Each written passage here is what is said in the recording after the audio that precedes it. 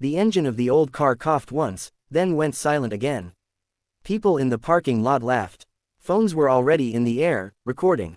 And then she said it, loud enough for everyone to hear. "Start the classic car, and I'll kiss you right here in front of everyone." The crowd burst into louder laughter. The CEO folded her arms, clearly certain the parking attendant would fail. But what happened next silenced the entire lot. Before we jump into this emotional story, take a second to like the video and subscribe to the channel. Stories like this remind us that dignity, kindness, and hidden talent can come from the most unexpected places.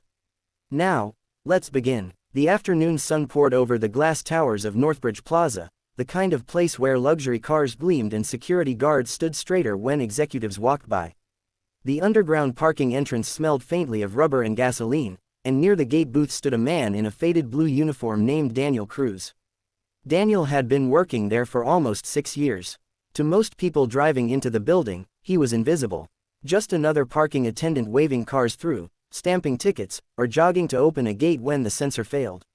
But Daniel never complained. At 42, life had already taken more from him than most people his age.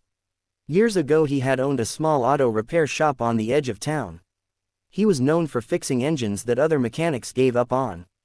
But after his wife fell ill, medical bills swallowed everything.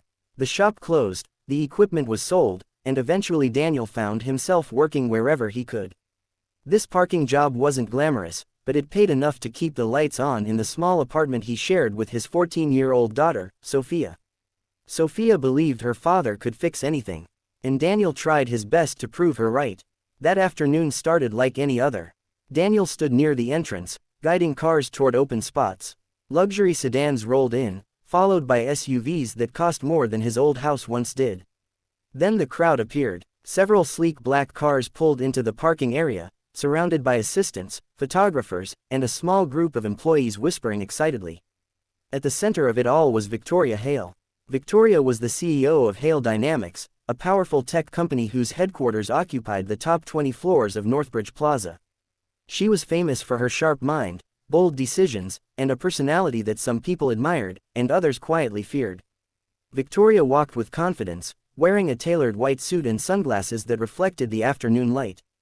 Behind her, 2 men carefully guided a beautiful vintage car off a transport trailer. Gasps rippled through the crowd. It was a 1965 Jaguar E-Type, midnight blue, polished to perfection. Even people who didn't know cars could feel its elegance. Victoria removed her sunglasses and admired it like a piece of art. "I just had it shipped from London," she said proudly to the small crowd of executives and influencers filming the moment. A true classic. Phones lifted higher. Someone asked if she would start it. Victoria smiled and slid into the driver's seat. The key turned. The engine sputtered, then died. She tried again. Nothing. A small wrinkle of irritation appeared on her forehead. One of her assistants leaned toward the hood nervously. "It might just need a minute, Ms. Hale." But Victoria's patience was thin. She stepped out of the car. The crowd shifted awkwardly. Then her eyes landed on Daniel standing nearby. The parking attendant. His uniform was simple, slightly worn, and he held a small clipboard. To Victoria, he looked like the least likely person in the lot to understand a rare vintage engine. But irritation makes people cruel. "You," she called sharply. Daniel blinked, surprised. "Yes, ma'am." Victoria gestured at the car with a smirk.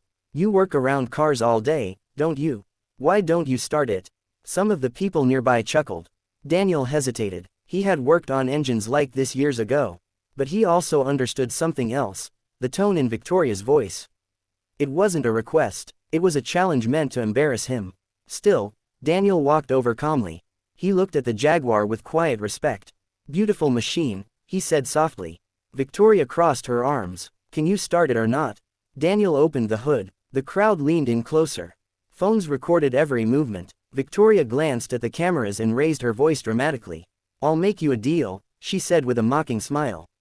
Daniel looked up. "If you actually manage to start this classic car," she continued loudly, "I'll kiss you right here in front of everyone." Laughter exploded across the parking lot. Someone whistled. Daniel felt heat rise to his face.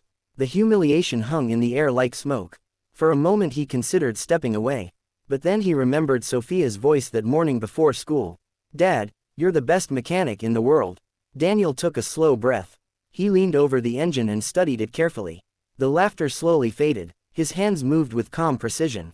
He checked the fuel line, adjusted the choke, listened closely when he turned the key halfway. Then he closed the hood and slid into the driver's seat.